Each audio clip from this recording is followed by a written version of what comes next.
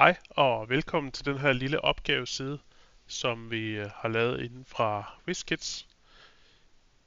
Opgavesiden retter henvendelse mod vores produkter, blandt andet AppWriter, og i øjeblikket har vi taget fat i 3 forskellige punkter: læsning, skrivning og diktering. Hvis man herunder klikker på en af de her fine brikker her, vil man blive ført ind i nogle opgaver, hvor der er mulighed for at få lidt videoinspiration, og så derefter prøve at sidde og arbejde med en opgave.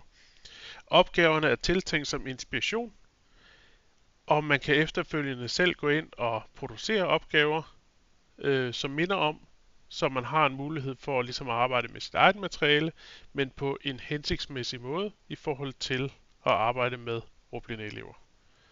Hvis man trykker på læsning for eksempel, kan I se, så åbner vi en ny fane, hvor der er 3 forskellige underemner: træning af læsehastighed, læsning i naturfag og læsning i matematik og fysik. Så trykker på træning af læsehastighed, vil der være en lille forklarende video, og der vil være mulighed for at hente en opgave hertil, enten i Word-format eller i Google Docs-format. I er meget velkomne til at give feedback på materialet, hvis det kan bruges. Skriv gerne til kursus@wizkids.tech, så tager vi meget gerne imod feedback fra jer. Ha' en god dag.